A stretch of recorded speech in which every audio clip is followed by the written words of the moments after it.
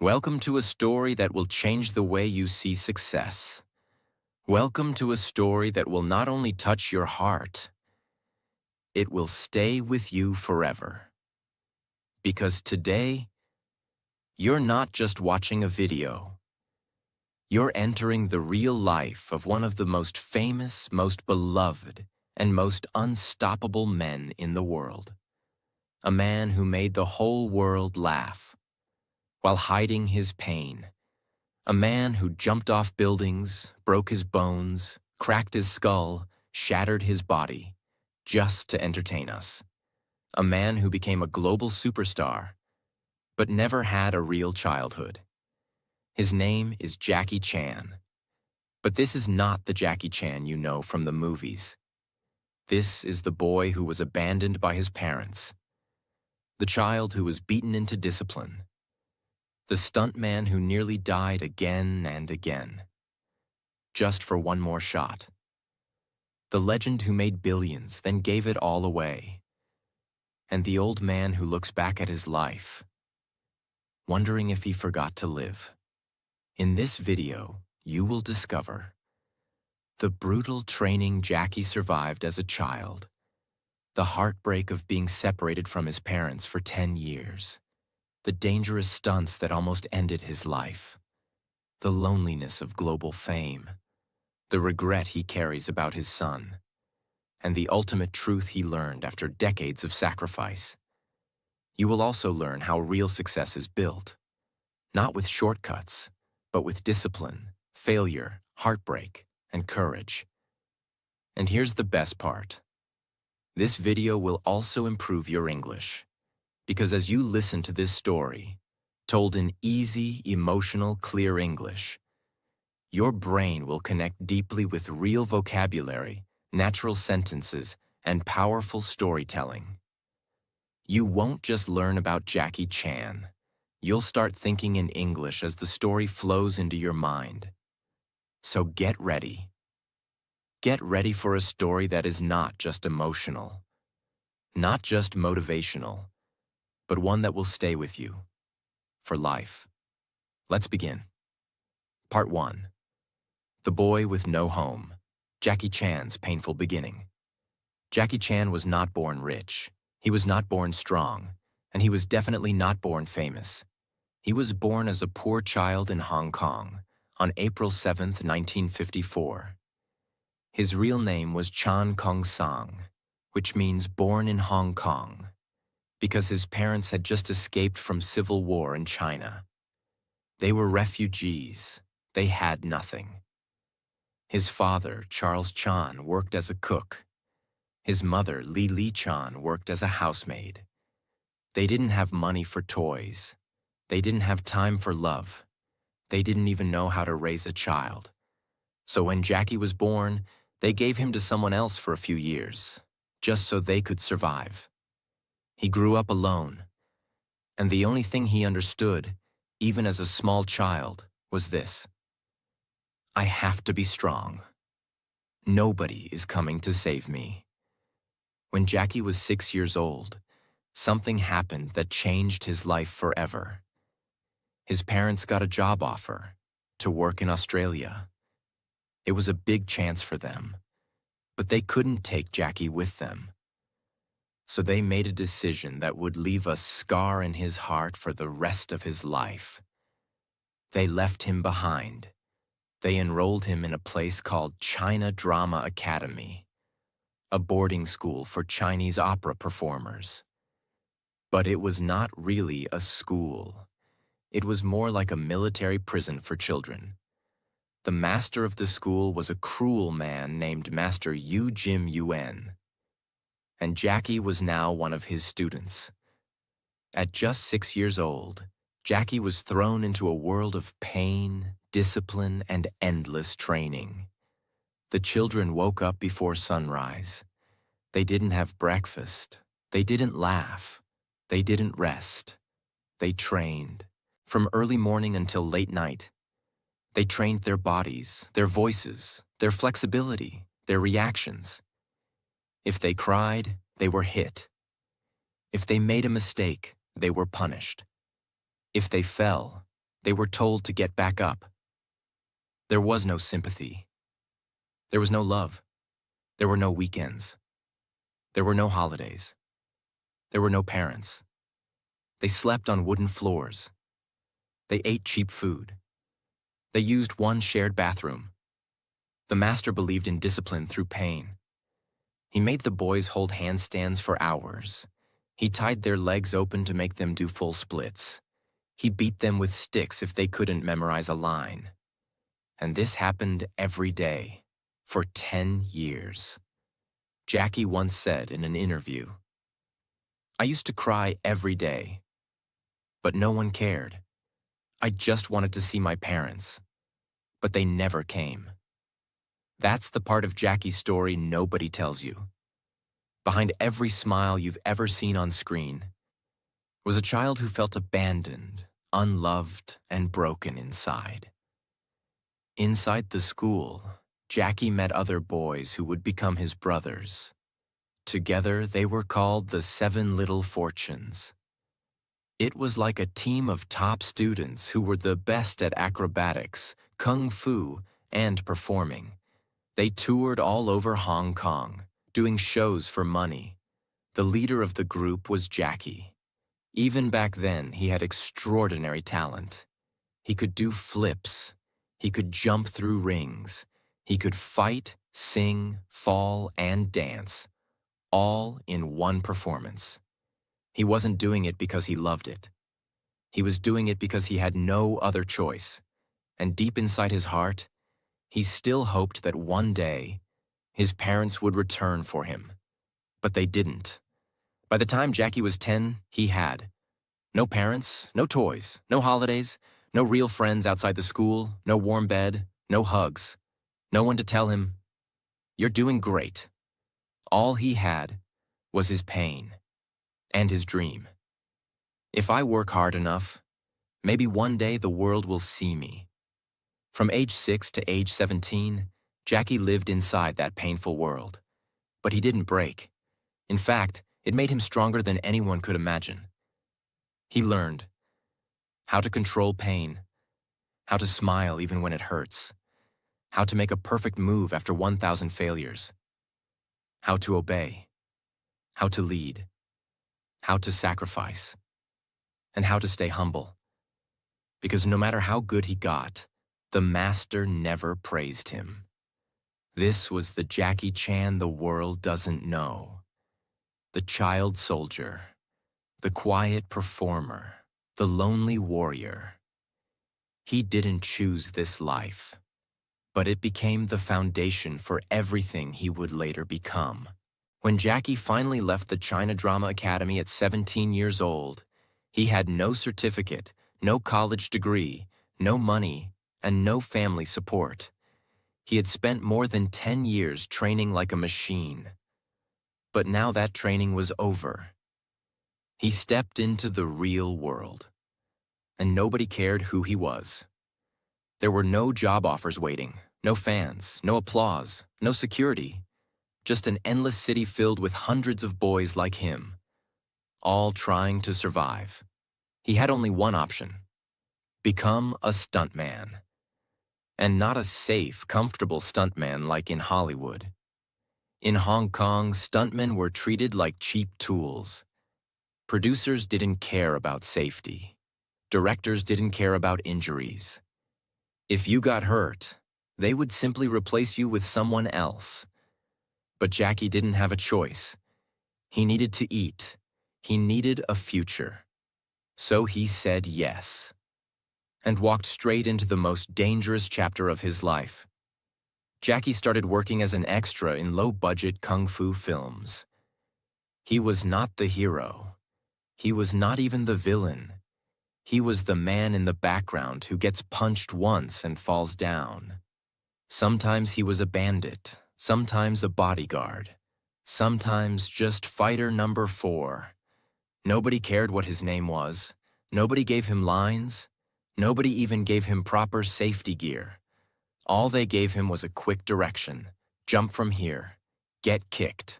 Fall down. Don't cry. And Jackie followed every order. He jumped off balconies, rolled down stairs, crashed through tables, fell flat on his back, landed on his face, got kicked in the teeth, hit with real wooden sticks, thrown into walls, almost drowned, lost teeth, dislocated bones, and once almost broke his neck. But he never said no. Why? Because deep inside, he still had one dream. If I do this better than anyone else, maybe one day they'll remember me. One day in the early 1970s, Jackie got hired as a stuntman for a film called Enter the Dragon. And this was not just any movie. It was the first major Hollywood martial arts film. And the star of the film was none other than Bruce Lee. Bruce was already a legend, a global icon. Every stuntman wanted to work with him, even for a few seconds. And Jackie got his chance. In one scene, Jackie was supposed to run at Bruce and get hit hard to show Bruce's power. That was it. 1 second of pain, 1 second of visibility. Jackie ran. Bruce hit him hard with a stick, and Jackie fell so hard that he forgot where he was. But what happened next changed Jackie's life. Bruce Lee stopped the scene, rushed over, and helped Jackie up. He touched Jackie's head gently and asked, "Are you okay?" It was such a small moment, but for Jackie, it was the first time someone important noticed him. He pretended he was still hurt, just to enjoy a few more seconds of Bruce Lee's kindness. 1 second made Jackie believe, if Bruce Lee can become a global icon, maybe I can too. But I'll have to find my own way because Jackie knew something. He could never become Bruce Lee. Bruce Lee was serious, powerful, clean, perfect. But Jackie? He was always falling, always messy, always funny. So Jackie made a decision. I won't copy Bruce Lee. I'll do something nobody else does. I'll be the man who fights and falls, who fights and laughs, who fights and gets hurt, but gets back up. That was the moment Jackie began to shape his future.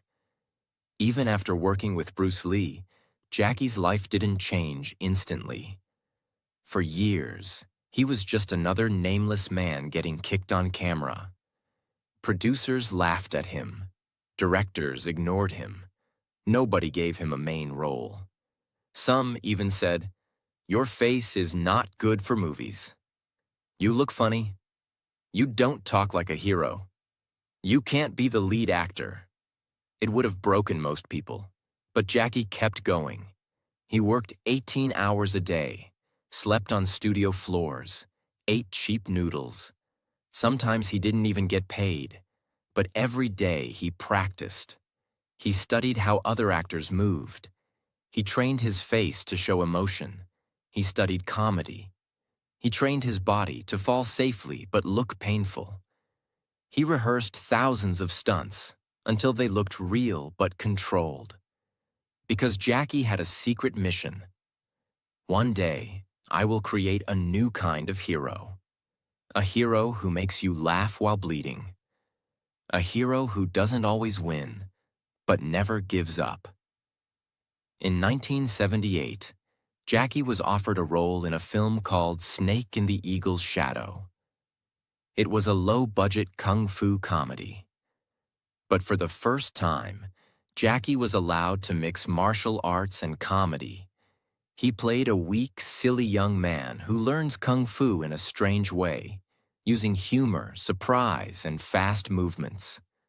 The audience loved it. They had never seen anything like this before. Jackie made them laugh, then fight, then fall, then win. He was not perfect like Bruce Lee, but he was real. He was the guy who looked like you, who failed, got hurt, and still stood up. The film became a big success, and then another one followed, Drunken Master.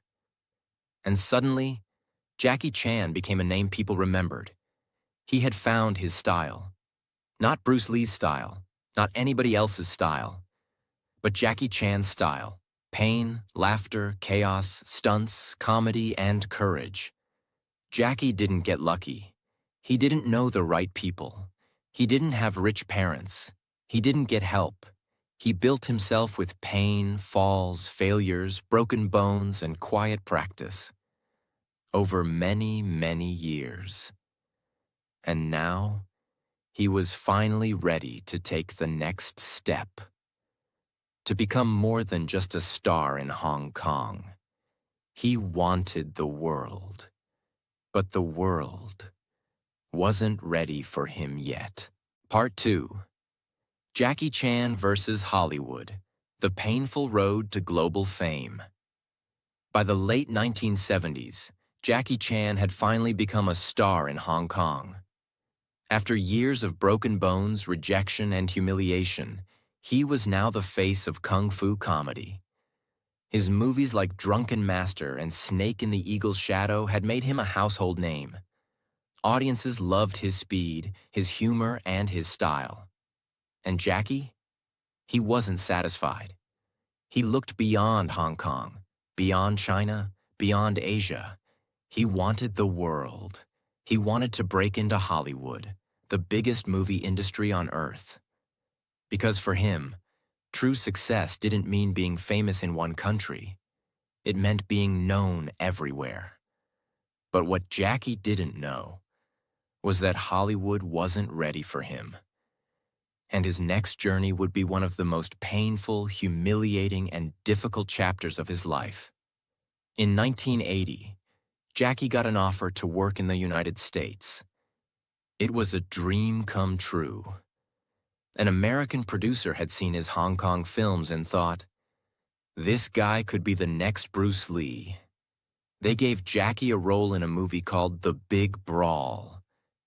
It was his first leading role in an English-language film. The producers were excited. Jackie was excited. Everyone thought it would be a big success. But the moment filming started, Jackie realized something was wrong. The American director didn't understand Jackie's style. He wanted Jackie to fight like Bruce Lee, serious, slow, powerful. But Jackie was not Bruce Lee. He tried to suggest ideas, fast moves, funny reactions, crazy stunts. But the director said, no, no. Just do it the American way. Jackie felt frustrated and ignored. Nobody listened to his creative ideas. Nobody let him be himself. He was a guest in someone else's system. When the movie was finally released, it flopped. American audiences didn't understand Jackie. Asian audiences didn't like the American version of him. And critics said, this actor is trying to be Bruce Lee, but he's not even close. Jackie felt embarrassed, disappointed, and angry. He had left Hong Kong at the peak of his success. And now he was being laughed at in the country he dreamed of conquering. But Jackie didn't give up. He signed up for another American movie, The Cannonball Run. It was a comedy with Hollywood stars like Burt Reynolds and Roger Moore. Jackie was given a small role, a Japanese driver. There was one big problem. Jackie is not Japanese. He's Chinese. But the producers didn't care. They didn't even know the difference. To them, all Asians were the same. Jackie was too polite to say anything. He wore the costume. He smiled for the camera. He delivered the lines they gave him, and once again, the movie failed to help his career. He was being used as a decoration, not as a real actor. He was being placed in movies not to shine, but to fill a spot. And the worst part? He couldn't speak English fluently. So during interviews, Jackie struggled to express himself. He felt stupid, small, and lost in translation. He returned to Hong Kong, not as a global star, but as a man who had tasted rejection from the biggest stage in the world. After failing in Hollywood, most people would give up. They would say, I'm not good enough. It's not my time. They don't accept people like me. But Jackie did something different. He returned to Hong Kong, sat down with his team, and said, "We're going to build something they've never seen before. They rejected me? Then I'll give them a reason to come begging." He decided to make his own kind of films, combining wild stunts, real pain, fast-paced action, Hong Kong culture, international-level storytelling, comedy and emotion, and Jackie's signature smile. He created a new genre, not traditional kung fu, not Hollywood action, but something in between. And this time, he had full control. He directed the films himself, choreographed the fights himself, designed the stunts himself, even sang the theme songs in Chinese. He became a one-man movie army. From 1985 to 1995, Jackie made film after film, each one more insane than the last. Some of his most iconic works during this period: Police Story, where he slides down a 5-story pole covered in lights; Project A, where he falls from a clock tower and lands on his head; Armor of God, where he jumps between trees and cracks his skull open; Rumble in the Bronx, where he breaks his ankle and keeps filming with a sock painted to look like a shoe. Every single film had real danger, real blood, and real Jackie Chan pain. He did not use stunt doubles. He did not use CGI. He believed, if I want the audience to feel something real, then I have to do something real. These films became legendary in Asia, Europe, and even parts of Africa and South America. Slowly, the West started watching. American fans started saying, "Who is this guy? Why does he risk his life in every movie? This is better than anything we have in Hollywood." Hollywood producers began to notice. And this time, they didn't want to control Jackie. They wanted to bring him in exactly as he was. By the late 1990s, Jackie was nearly 45 years old. He had already broken his fingers, his nose, more than 5 times, his ribs, his teeth, his skull, his ankles, his spine. He had performed over 1,000 stunts, many without permission or safety checks. He had nearly died more than 10 times on set. But he was still smiling, still climbing, still dreaming. Then came one final chance. An American producer offered him the lead role in a new buddy cop comedy film called Rush Hour. Jackie read the script. It was funny, it was fast, and the co-star would be Chris Tucker, a loud, energetic African-American comedian. It was the perfect contrast. And Jackie said yes. Nobody expected it to succeed. But when Rush Hour was released in 1998, it exploded. Rush Hour became one of the biggest action comedy hits in history. Jackie's fights, expressions, accent, timing, and chemistry with Chris Tucker were loved across the world. He was finally accepted, not as the next Bruce Lee, but as the first and only Jackie Chan. And after Rush Hour came Shanghai Noon, then Rush Hour 2, then The Tuxedo, then The Medallion, and then even voice roles like Master Monkey in Kung Fu Panda. The same man who had once been laughed at, rejected, and ignored by Hollywood was now invited, respected, awarded, and loved by Hollywood. For the first time in his life, Jackie Chan was no longer fighting for attention, no longer chasing fame, no longer struggling for a break. He had become a global icon. From Hong Kong to Hollywood, everyone knew his name. His movies were everywhere. In every cinema, on every TV, in every language. He had money, awards, fans, respect, and a long list of directors begging to work with him. But something was wrong. Something inside Jackie didn't feel complete. In fact, He was feeling something worse than emptiness. He was feeling guilt. Because while he was climbing the mountain of success, there was one part of his life he had left far behind: his family. And the first person that came into his mind was his son. Jackie Chan had a son named J.C. Chan, born in 1982. Jackie was 28 at the time, already a rising star in Hong Kong. But even when J.C. was born, Jackie wasn't ready to become a father. He was still working day and night on film sets, jumping through windows, falling off buildings, doing press tours, flying between countries. He wasn't home. He didn't attend school meetings. He didn't go to games or birthdays. He didn't teach his son how to ride a bike or solve problems. Instead, Jackie said to himself, "If I make more money, I can give my son a better future." But what JC wanted wasn't money. He wanted his father. By the time Jackie realized this, it was too late.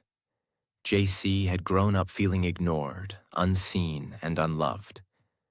In interviews, JC admitted that he was often raised by his mother, helpers, and private tutors, but rarely saw his father. And when they did talk, Jackie was not soft. He was strict. He was cold. He didn't know how to be emotionally present. Years later, Jackie wrote in his autobiography, "When I think about my son, I feel I've failed. I was too focused on success. I gave him everything, except myself." He admitted that he once hit JC so hard during an argument that his wife had to pull him away in fear. He later said, "I regret that moment every day." Jackie had grown up being beaten by his master. That was how he learned discipline. But he didn't realize his son wasn't him. JC wasn't a fighter. He wasn't a stuntman. He wasn't trying to be a martial artist. He just wanted to be a son. But Jackie couldn't see it then. He was blinded by ambition. JC tried to follow in his father's footsteps, entering the entertainment world. He studied music. He tried acting. But every time he appeared on screen, people said, "That's Jackie Chan's son. Let's see if he's like his dad. He better be great." The pressure was crushing, and JC struggled to find his own identity. He didn't want to flip off rooftops. He didn't want to fight 10 men at once. He wanted to sing, create, and just be himself. But being Jackie Chan's son means the world never lets you be normal. Jackie once said, "I gave my son too much. I tried to make up for my absence by giving him everything he asked for: cars, gadgets, opportunities. But I forgot to give him values. That was my mistake." He believed he was giving love by giving things. But what he missed was presence, emotion, patience, and listening. In 2014, JC was arrested in Beijing for drug possession. The news spread across the world instantly. He was sentenced to 6 months in prison. The son of Jackie Chan, known for discipline, strength, and clean living, was now in jail. The media went wild. Fans were shocked. Reporters asked, "How could Jackie's son end up like this?" But Jackie didn't blame anyone. He blamed himself. He released a public statement that said, "I'm ashamed. I feel pain as a father. JC must take responsibility, but I know this is also my failure. I didn't guide him well. I failed to be there when it mattered most." It was the most emotional public apology Jackie had ever made. Behind the strong body, the smiling face, and the fighter's heart was now a father full of regret. As Jackie entered his 50s and 60s, he started to reflect more deeply on life. He thought about his childhood. He thought about his pain. He thought about his career. But most of all, he thought about his legacy. He made a shocking decision. Jackie Chan announced that he would donate almost all his wealth to charity when he dies, not to his son. He said, if JC is capable, he can make his own money. If he's not, he won't know how to keep my money anyway. This made headlines around the world. Some people supported it, others were confused.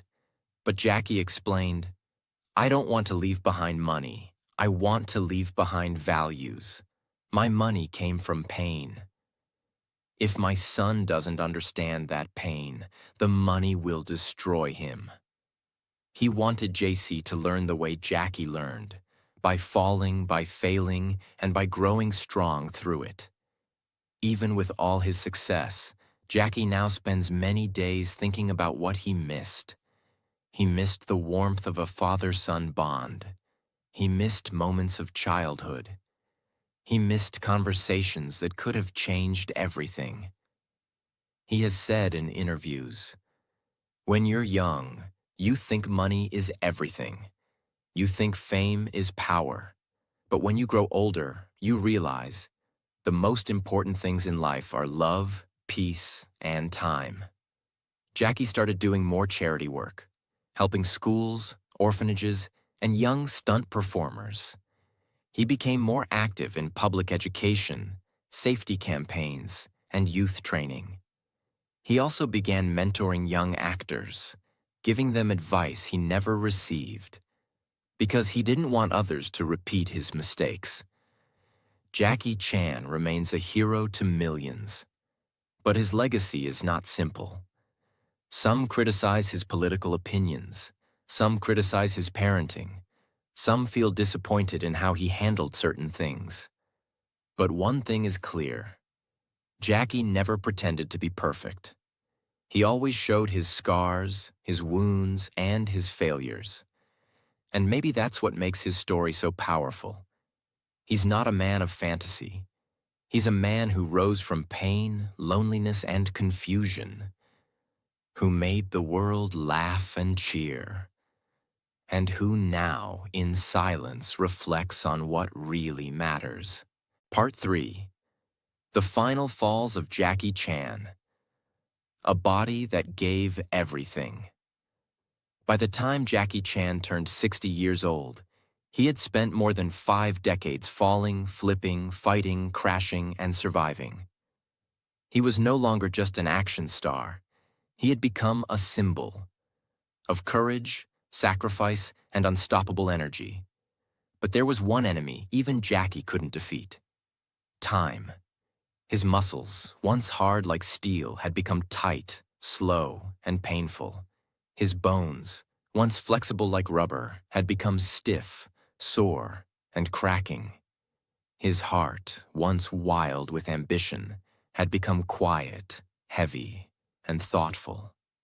Jackie Chan, the man who flew through glass windows, jumped between moving cars, and fell from rooftops, was now struggling to do the smallest things. He couldn't bend the same way. He couldn't sleep without pain. He couldn't run without feeling the tight pull of years of injuries. But still, he refused to stop. By this stage in life, Jackie's medical file looked like a war survivor's. He didn't just get hurt once or twice. He was almost killed more times than most people can count. Let's look at the real list. Skull fracture from Armor of God, where he almost died and started bleeding from his ears. Broken nose, more than 3 times. Broken fingers, several times. Dislocated shoulders, many times. Fractured ribs, countless. Broken ankles. Once had to wear a sock painted like a shoe just to finish a movie. Pelvis injury, made walking difficult for years. Teeth knocked out, then fixed and lost again. Severe burns, from explosions gone wrong. Permanent hearing loss in one ear. Back injuries that still make it hard for him to sit for long. Chronic spinal pain from decades of abuse. And perhaps the worst part? Most of these injuries were never fully healed. because Jackie never took long breaks. He would rest a little, then go back to set. Why? Because he believed, if I don't finish the movie, the whole team suffers. I can't let them down. That was Jackie's biggest strength and biggest flaw. He never put himself first. Even after 50, Jackie continued doing real stunts that most actors wouldn't dare attempt at 25. In movies like Who Am I?, he slid down a 21-story glass building without a harness. Chinese Zodiac, he jumped across cliffs and did fast-paced car chases. Skip Trace, he was in freezing water for hours. Vanguard, he performed multiple chase scenes even after injuring his hip. Producers begged him to use stunt doubles. But Jackie always said the same thing. If the audience sees my face in the shot, they believe it. If they believe it, they feel it. That's what I'm here for. To make them feel something real. That was Jackie's mission. Not just to entertain, but to make people feel something real, even if it broke him. After each scene, Jackie didn't go home smiling. He often limped back to his trailer, holding his back, icing his legs, sometimes crying from the pain. He couldn't sleep well. He had trouble standing for long.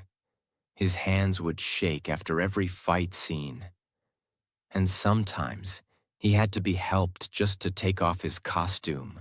But when the camera turned on, he became Jackie Chan again, because he knew there are people out there watching this movie who are going through pain, sadness, and depression.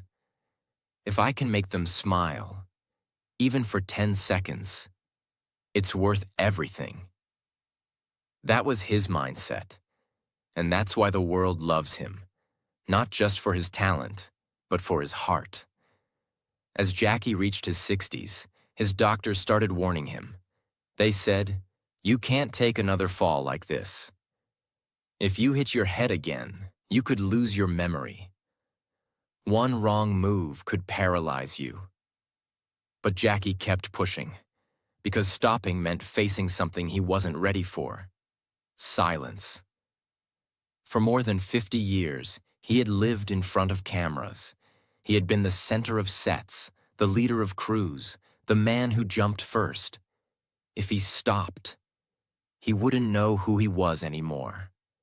So instead of fully retiring, Jackie chose a new path. He would slowly shift from action to mentorship, from falling on screen to lifting others behind the scenes. But the transition wasn't easy. Jackie began investing in younger actors and stunt teams.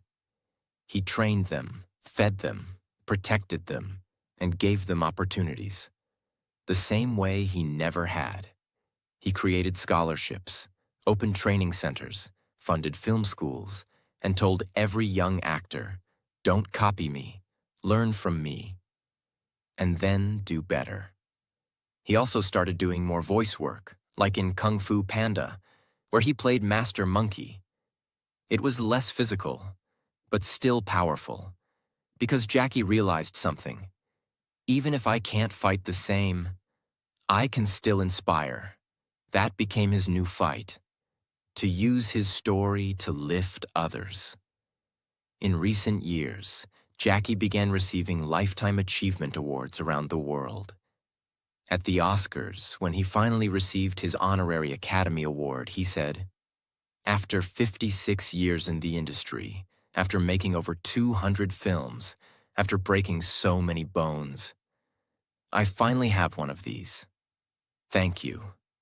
He smiled, but his eyes were wet, because he remembered the wooden floors of China Drama Academy, the rejections in Hollywood, the broken skulls, the broken heart, and the years of waiting for the world to understand his value. He also gave a speech in Beijing where he said, "If I had another life, I wouldn't do it all again. Not because I don't love my fans, but because I would like to live once, without pain." That was the most honest line he had ever spoken. Even legends get tired. Jackie Chan's body gave everything it had. It bent, cracked, bled, and carried his dream across the world. But now it's slowing down. He can no longer jump the way he used to. He no longer fights in the same style. He chooses carefully what to do. But in that slower pace, there is wisdom. There is peace. Because Jackie has proven everything. He doesn't need to fall anymore, because the world already rose for him. Part 4. The Final Bow. Jackie Chan's last chapter. The cameras are quieter now. The stunts are fewer. The crowd still scream his name. But Jackie no longer runs to the edge of the rooftop, ready to fall. He walks slowly now. He smiles more softly. He sits longer, breathes deeper, and talks more carefully. Because after spending over 60 years in the spotlight, after breaking almost every bone in his body, after rising from poverty to global fame, after losing himself, finding himself, and losing again, Jackie Chan is no longer chasing the next hit movie. He's chasing something else, something he had ignored for most of his life: peace. Today, Jackie lives a slower, simpler life. He still acts occasionally, but only in carefully chosen roles. He avoids risky stunts now. He respects his age. He listens to his body. Most of his days are now spent training younger actors, writing and reviewing scripts, attending charity events, traveling to give talks at schools and universities, sitting quietly in nature, reading, meditating, or remembering. He often visits his old stunt team, many of whom are also aging, injured, or retired. They share stories, they laugh, sometimes they cry, because those men are the only ones who truly understand the pain, the fear, and the glory of what they gave up for cinema. Jackie pays for their medical bills, supports their families, and always says, without them, there would be no Jackie Chan. This is who he is now, not just a star, but a protector of those who built him. Jackie knows that one day he won't be here anymore. So now, he's focused on what he leaves behind. He is actively building film museums that preserve Hong Kong cinema and martial arts history, charity schools for children from poor backgrounds, especially in rural areas, scholarships for young filmmakers and actors, stunt training academies to keep the art of real action alive, archives of all his films, footage, outtakes, injuries, and behind-the-scenes materials. He's also writing more books, letters, reflections for people who want to learn from his life. But Jackie doesn't want to be remembered just as a movie star. He wants to be remembered as a man who gave everything he had, and then still gave more. Jackie has spoken openly about his aging. In one interview, he said, "There are mornings I wake up and I don't know if I can walk straight. My knees hurt. My back screams. My fingers are stiff. But then I remember, I chose this." He no longer regrets the injuries. He accepts them. He calls them the price of a dream. But with that acceptance has come a new understanding, that the body breaks, but the mind must heal. That time is limited. That people disappear. That money fades. That pain teaches. That love matters more than fame. He has now reached a place in life where he says, I don't want more houses. I don't want more awards. I just want the world to become a little better. Because I was in it. Fame is not friendship. Jackie has millions of fans, but very few people who truly know him. He has admitted in multiple interviews that he sometimes feels deeply lonely. He walks through airports and people scream his name. He sits in a restaurant and strangers ask for photos. He smiles, always. But deep inside, he sometimes thinks, do they love me? or just the version of me they saw on screen. That's the silent pain of legends. Everyone knows your name, but very few understand your soul. And Jackie, even now, still feels like that little boy at China Drama Academy, trying to be strong when nobody is watching. Over the years, Jackie has given thousands of interviews, speeches, and talks. But there's one message he keeps repeating to the younger generation. Don't look for easy success. Look for real value. Don't copy others. Build your own path. Don't chase fame. Chase growth. Don't give up when it hurts. That's where real strength is built. He warns young actors, don't think I'm lucky. I worked through blood. I was laughed at, beaten, doubted, but I never stopped.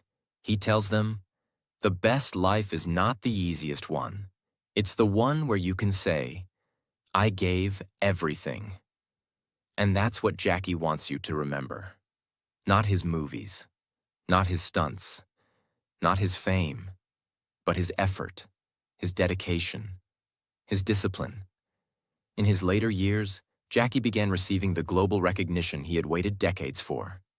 Oscar Lifetime Achievement Award, BAFTA Awards, honorary doctorates from universities, statues in Hong Kong and Hollywood, streets named after him, UNICEF Ambassador for Children's Rights. But every time he accepts these honors, he bows his head and says, I am not better than others.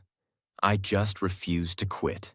He reminds the world, I was a nobody. I cleaned floors. I carried cables. I ate on dirty sets.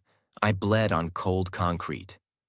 I'm just the result of what happens when you love your craft more than your comfort. In recent years, Jackie has begun speaking softly, but honestly, about death. He doesn't fear it, but he wants to be ready. He wants his last years to be useful, not just comfortable. He wants to pass down his knowledge, not just sit in luxury. He wants to leave a trail that others can follow, not a throne that disappears. He once said, one day my name will stop trending, my face will fade. But if I did my job right, some boy somewhere will keep going because of me.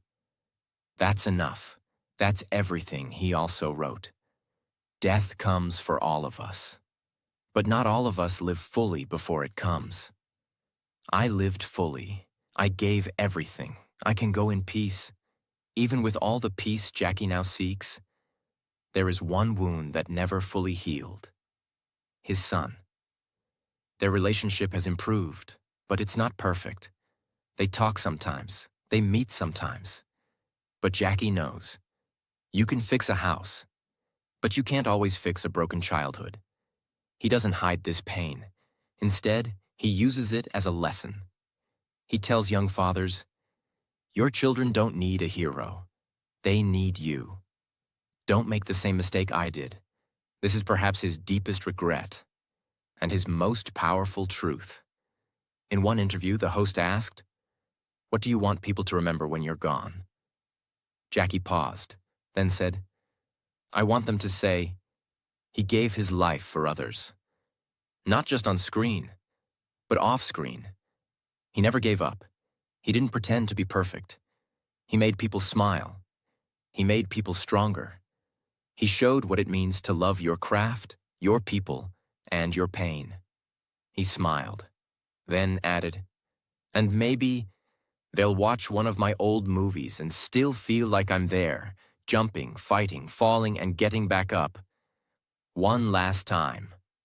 This is not just Jackie Chan's story.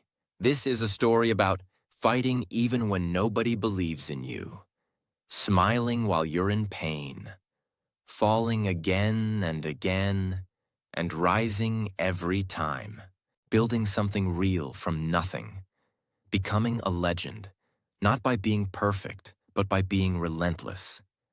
He was never the tallest, never the strongest, never the fastest, but he outworked everyone. And he never stopped. He became more than an actor. He became a lesson. So when you think of Jackie Chan from now on, don't just think of the action star. Think of the boy who was abandoned, the man who was doubted, the father who was broken, the body that was shattered, the legend who kept moving. Think of the man who gave everything so you could believe in something. If this story moved your heart, if you learned something powerful today, if you want more real, emotional, life-changing stories like this, that also help you improve your English every time. Then subscribe now and become part of something truly powerful. Because this is not just a channel. This is a journey of greatness. And it's only just beginning. Thank you for watching. Now go live your life like Jackie did, with fire in your soul and no fear in your fall.